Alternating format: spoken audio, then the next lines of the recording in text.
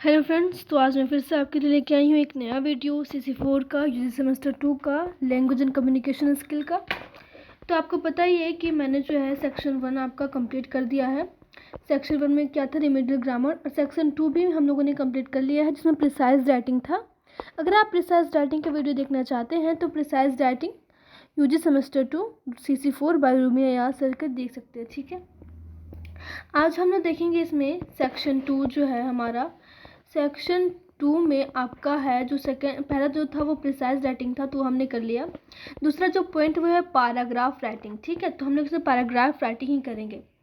तो फ्रेंड्स, मैं इसमें फिजूल चीज़ें आपको बिल्कुल भी नहीं बताऊंगी क्योंकि टाइम कम है और हमें पढ़ना ज़्यादा है, तो हम एकदम टू द पॉइंट पढ़ेंगे। मैं आपको फालतू की चीज़ें नहीं पढ़ाऊंगी जिससे कि आपको कन्फ्यूज़न हो। जैसे कि पिछले वाली वीडियो में मैंने बताया था आपको कि प्रिसाइज राइटिंग क्या होता है, प्रिसाइज राइटिंग के लिखने के तरीके कैसे हैं। तो बहुत से बच्चे कंफ्यूज हो गए हैं कि पढ़ना क्या है एक्चुअली और क्वेश्चन किस तरह से आएंगे एक्चुअली।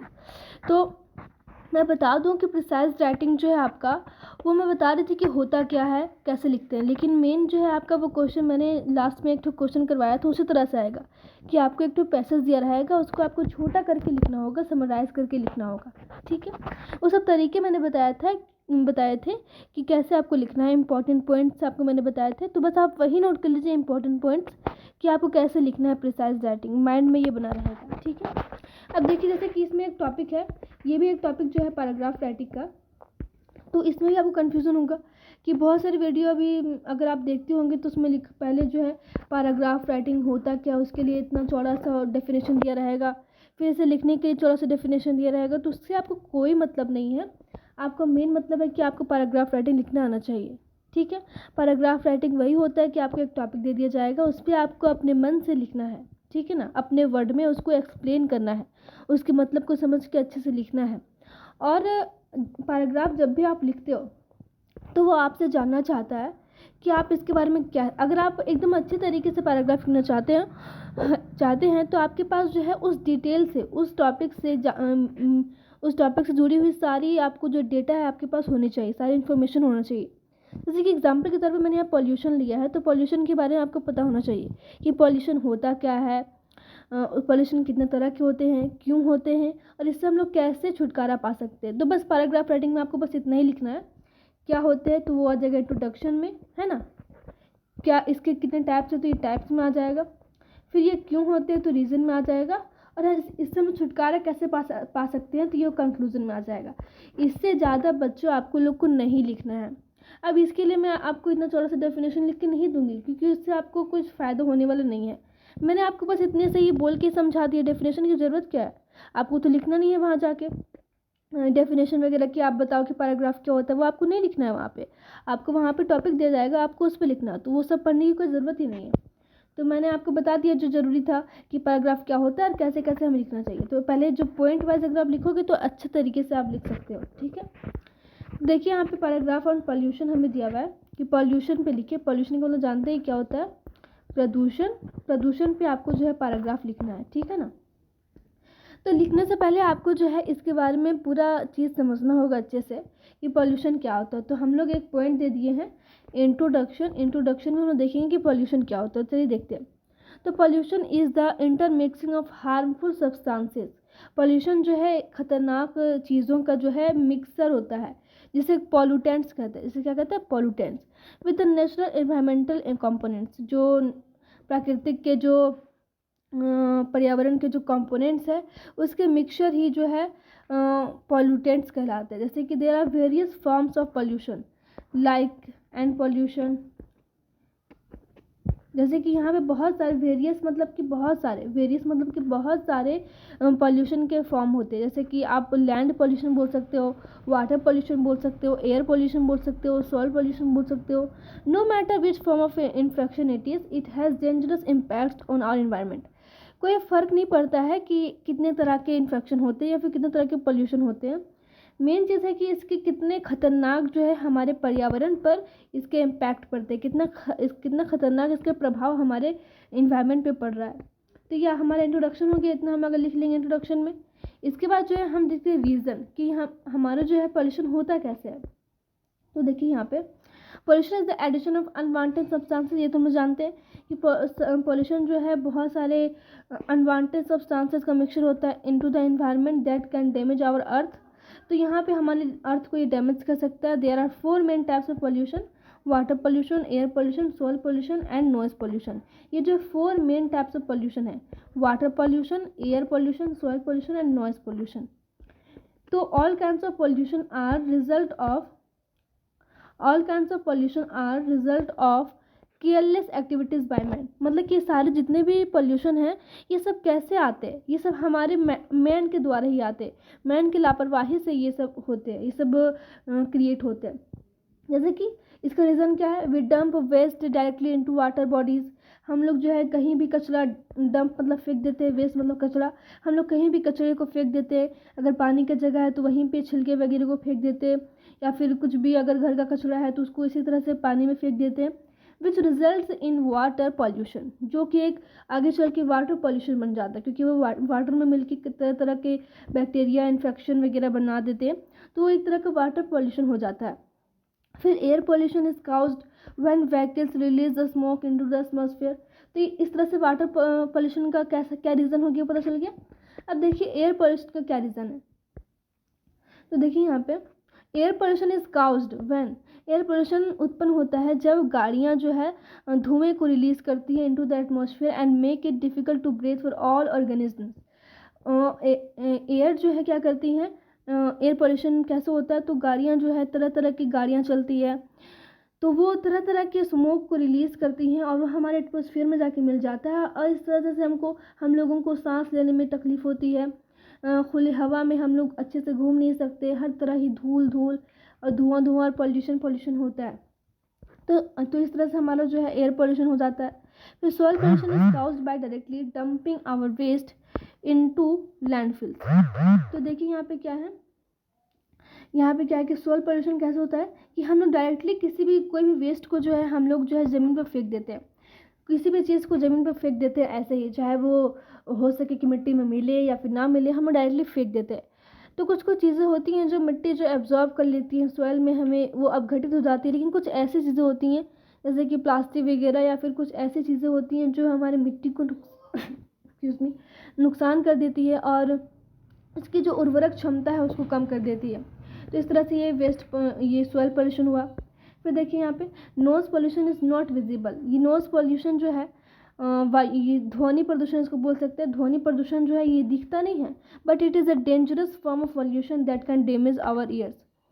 भले ये दिखता ना हो लेकिन इसके बहुत ही खतरनाक जो प्रभाव पड़ते हैं हमारे कान पे पड़ते हैं।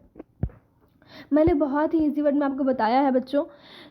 आप तो ये जानते ही होंगे कि जो मैं बता रही हूँ ऐसा तो नहीं है कि वही आ जाएगा, लेकिन मैंने जो जितने भी टॉपिक लिए हैं ना वो सारे आपके इम्पॉर्टेंट के लिए ही लिए हैं। अगर आप इसको पढ़ के जाओगे तो कुछ ना कुछ आपको आइडिया ज़रूर मिलेगा, लेकिन मैं ये नहीं कह सकती हूँ कि आपको पूरा 100% ही आ जाएगा। मुझे झूठ बोलने से कोई फ़ायदा नहीं है। तो आप देख सकते हैं कि मैंने इसको आप देख ही सकते हैं कि मैंने यहाँ पे सारे इम्पॉर्टेंट पॉइंट्स लिए हैं जो कि आपको याद करने में बहुत ही आसानी होगा। तो मैं ये गेस करके मैं बता सकती हूँ कि ये सारे जो है इम्पॉर्टेंट है। अगर आप इसे पढ़ के जाते तो आपको ज़रूर ना जो कुछ आइडिया मिल जाएगा। ठीक है, तो यहाँ तक हमने देख लिया है। इसके बाद देखिए इसका कंक्लूजन क्या है, मतलब हम इसका छुटकारा कैसे पा सकते हैं। तो देखिए यहाँ पे क्या लिखा हुआ है, water pollution forms a major category of pollution and has been become an urgent crisis in many countries. Water pollution जो है, वाटर पोल्यूशन से भी कई तरह के पोल्यूशन बन सकते हैं, जो कि ये हर देश के लिए, बहुत सारे देशों में बहुत ज़्यादा ही ये क्राइसिस बन चुका है। We can not survive without water, हम जो वाटर के बिना बच भी नहीं सकते। So when most of the water bodies will dry up और get choked, the human population will come to the an and.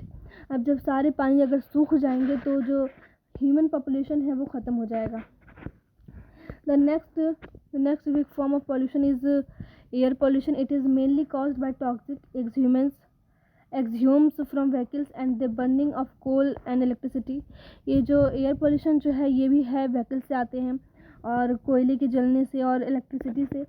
तो soil pollution is witnessing an unexpected rise in recent times owing to the mass deforestation and illegal farming activities in tropical forest. जो forest में जो तरह तरह के illegal काम हो रहे हैं, इस वजह से भी सॉइल पोल्यूशन होते हैं create. Another significant yet largely ignored from form of pollution is noise pollution. Noise pollution को हम लोग इग्नोर नहीं कर सकते, ये बहुत ज़्यादा मेजर पोल्यूशन है जो डेंजरस है। The high decibel noise is coming out from jets and airplanes contribute to noise pollution. It damages our eardrums and in extreme cases causes deafness. तो इस तरह के जो नॉइज़ पोल्यूशन है, इससे जो है बहुत तरह की बीमारियां आ सकती है और ये डीफनेस भी क्रिएट कर सकता है, बहरापन को भी क्रिएट कर सकता है। ठीक है, इसके बाद देखिए जो मैंने दूसरा टॉपिक लिया है इम्पॉर्टेंट, वो है चाइल्ड लेबर। ठीक है, बाल श्रम, चाइल्ड लेबर, बाल श्रम। तो इस पे देखिए मैंने इंट्रोडक्शन पर दिया कि व्हाट इज़ चाइल्ड लेबर। तो child labour is the employment of children below the age of 14। मतलब कि 14 वर्ष के नीचे जो भी बच्चे को काम किया जाता है, काम पे लगाया जाता है, उसे चाइल्ड लेबर बोलते हैं। ये इन एनी इंडस्ट्री और बिजनेस, किसी भी काम में अगर लगाना है 14 साल के बच्चे को तो वो चाइल्ड लेबर कहलाएगा और ये इलीगल काम है एक। Child labour is an illegal act and has been a big social issue in India for years. और ये इंडिया में ये बहुत बड़ा सही समस्या बन चुका है, बहुत से सालों से ये बहुत बड़ा ही प्रॉब्लम बन चुका है। It is considered as exploitative for the future of the children and country. और ये जो है बच्चों के भविष्य और देश के भविष्य के लिए भी बहुत खतरनाक साबित हो चुका है। Any type of job performed by the children in industries is difficult and demanding as well as more hazardous and morally reprehensible for them। किसी भी तरह का अगर काम है तो वो बच्चों के लिए बहुत ज़्यादा ही नुकसान होगा, क्योंकि 14 साल के बच्चे जो है कितने ही मजबूत होते हैं, कितने ही उनमें ताकत होता है, तो इस तरह के काम जो है उनके लिए बहुत नुकसान होगा। Children have to perform a wide range of tasks and activities even after being of a small age and low capacity। बहुत छोटे से उम्र और लो कैपेसिटी की बावजूद भी उन्हें जो है बहुत सारे काम करने होते हैं, ये उनके लिए अच्छा नहीं है। Child labour is the use of children in producing goods and services. सामानों को इधर उधर करने में भी बच्चे को यूज़ किया जाता है। They are employed by the producers at minimal wages which makes them susceptible to violence and any unjust activity. They are paid minimal wages and are made to work for almost 9 hours in a day। उन्हें जो है बहुत कम ही पैसा दिया जाता है, minimal wages दिए जाते हैं और कम से कम जो है 9 घंटे उन्हें काम कराया जाता है दिन में। The procedure of converting them to child labour में उन्हें बदलने का जो तरीका है वो ये है कि work from almost 9 hours। The procedure of converting them to child labor is easy। The parents themselves want the children to get involved in such activities। और ये आसान भी इसलिए हो गया है क्योंकि जो बच्चे के पेरेंट्स हैं वो भी यही चाहते हैं कि उनके बच्चे काम में लग जाए। These parents cannot generate the basic income necessary for sustaining themselves। और इसका रीज़न ये है कि वो जो पेरेंट्स हैं वो खुद पैसा उतना नहीं जमा कर पाते हैं ताकि वो अपनी ज़रूरतों को पूरा कर सके, इसलिए वो बच्चों को काम में लगा देते हैं। The parents are helpless. However some parents do not want to bear the burden of having too many children and giving their last child to this factory owners. और कहीं कहीं पे यही वजह है कि कुछ जो है पेरेंट्स वो इतने सारे बच्चे का बर्डन नहीं, इतना भार नहीं संभाल पाते, इसलिए वो लोग जो है अपने बच्चे को फैक्ट्री के ऑनर को दे देते हैं ताकि काम करवाइए और हमें कुछ पैसे दे दीजिए। अब देखिए यहाँ पे इसका जो रीज़न क्या है वो ये है कि पोवर्टी सबसे बड़ा रीज़न है कि गरीबी। आप जानते हैं कि हमारे देश में कितनी गरीबी है। तो generally middle class children get involve in some simple house task and activities which help their parents in daily routine without affecting childrens health and schooling. तो बहुत सारे जो मिडिल क्लास के बच्चे हैं वो जो है इस सारे कामों में इन्वॉल्व होते हैं, simple house task and activities which help their parents in daily routine without affecting. और कुछ बच्चे जो है पार्ट टाइम भी करते हैं, जैसे कि अगर कुछ छोटे मोटा ही काम है घर में तो चले जाते हैं करने के लिए अपने स्कूल के बाद। तो ये भी एक गलत ही बात है क्योंकि आप ये तो इलीगल वर्क ना हुआ, तो ये आप कहीं नहीं करवा सकते बच्चों से। अननेसेसरी, यहाँ देखिए such activities at home are considered to be necessary for children. However all the activities that affect children's health development and schooling come under child labour. Child labour involve some hard task performed by children below the age group of 14 years. और कहीं कहीं पे जो है कुछ ऐसे काम होते हैं जो बहुत ज़्यादा ही हार्ड होते हैं, तो वो बच्चे नहीं कर सकते और उनका जो स्कूलिंग है वो भी ख़राब होता है, उनका हेल्थ भी ख़राब होता है। तो ये सारे जो है ये रीज़न है और इसका जो बैड इफ़ेक्ट इस पर पड़ सकता है। अब देखिए यहाँ पे below the age group of 14 years at very low child labour is needed by some industrials and businessman in the country who want efficient work at low minimum cost. और जो चाइल्ड लेबर जो है बड़े बड़े business या फिर industry में लोग लेते हैं ताकि बहुत ही कम पैसों में बच्चों से काम करा सके, और तो उनका फ़ायदा हो जाता है। तो इनका जो है कंक्लूज़न क्या, इसका निष्कर्ष क्या निकाल सकते हैं हम लोग? तो इसका निष्कर्ष ये निकाल सकते हैं कि child labour is also need of poor people living below the poverty line who fail to manage two times food for them. अपने लिए खाना नहीं जुटा पाते तो अपने बच्चों को जो है काम पर भेज देते, send their kids and children to do some job even at very low cost. Such activities should be blocked urgently by the government by supporting the poor people। तो ऐसे काम को हम लोग कैसे छुटकारा पा सकते हैं? तो गवर्नमेंट जो है अगर ऐसे गरीब लोगों को कुछ सहारा दे देती है या फिर कुछ उन लोगों को पैसे फाइनेंशियल अगर उन लोगों को हेल्प कर देती है तो जो है बच्चे बच जाएंगे काम करने से। They should be motivated to send their kids to school and get proper education. और इस तरह का किसी तरह का कैंपेन चलाया जा सकता है जिससे कि वो बच्चे को ये पेरेंट्स को मोटिवेट कर सके ताकि वो अपने बच्चे को स्कूल भेजे पढ़ने के लिए। तो इस तरह का कैंपेन चला के हम जो है बच्चे को बचा सकते हैं। It is needed to take some positive steps by both government and well doing citizens to help poor. तो ये जो है दोनों के द्वारा लिया गया स्टेप है, सरकार को भी ये स्टेप लेना होगा और सिटीजन्स को भी ये लेना होगा to help poor people and their kids to be productive members of the Indian society in their adult life.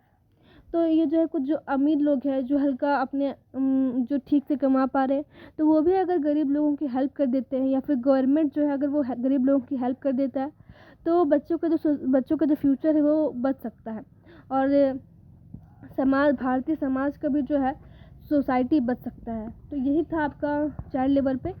I hope कि आपको समझ आया होगा। और चौथा जो है ये है डाउरी सिस्टम। डाउरी सिस्टम मतलब कि दहेज प्रथा, इसको देख लीजिए खुद से ही, मैंने यहाँ बना दिया है, आप देख सकते हैं यहाँ पे। Dowry system was old tradition is in our mixed society we gave needy things to our daughter on their marriage. मतलब कि ये पुराना परंपरा था। तो ये था ऐसा कि पहले ज़माने में पेरेंट्स जो है अपने बेटी को कुछ ज़रूरत के सामान देते थे अपने बेटी को ताकि वो वहाँ जाके उस कंफर्टेबल हो सके। और उसके ससुराल वाले जो थे वो भी जो है अपने एबिलिटी के अकॉर्डिंग, पेरेंट्स जो है अपने एबिलिटी के अकॉर्डिंग जो भी बन पाता था वो देते थे अपने बेटी को। और जो लॉज जो थे जो उनके ससुराल वाले थे वो भी इसे जो है एक्सेप्ट कर लेते थे, खुशी खुशी से एक्सेप्ट कर लेते थे। लेकिन gradually it turn into unnecessary temptation. लेकिन ये टाइम के साथ जो ये एक लालच में बदल गया और अब जो है सो ससुराल वाले डिमांड करने लगे। पहले तो ये था कि एक भेंट के तौर पे, गिफ्ट के तौर पे पेरेंट्स देते थे अपने बेटी को, लेकिन अब तो ये एक डिमांड बन गया है, एक लालच बन गया है कि मुझे ये डिमांड है, ये मेरे आपको ये पूरा करना होगा। चाहे वो अपना घर बेचे, चाहे ज़मीन बेचे, चाहे खेत बेचे, किसी तरह भी आपको पूरा करना होगा। तो मैंने यहाँ पे लिख दिया है, आप इसको जो है पढ़ के एक बार समझ लीजिए। मैंने बहुत ही आसान वर्ड में लिखा है, अगर आपको कुछ भी डाउट हो तो मुझसे पूछ लीजिएगा। तो ये देख लीजिए पूरा मैंने लिख दिया है डाउरी सिस्टम पे। तो बच्चों इसी तरह से जो है आपके जो है इम्पॉर्टेंट, मैंने जो था इम्पॉर्टेंट वो मैंने बता दिया है। अगर कुछ और मुझे इम्पॉर्टेंट लगेगा तो मैं आपको बता दूँगी एग्ज़ाम के आने के टाइम में।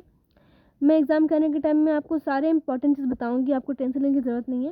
इसके बाद जो हम लोग देखेंगे नोट मेकिंग, और आई होप कि आपको समझ में आया होगा। Thank you. आप लोग देखते रहिए वीडियो को।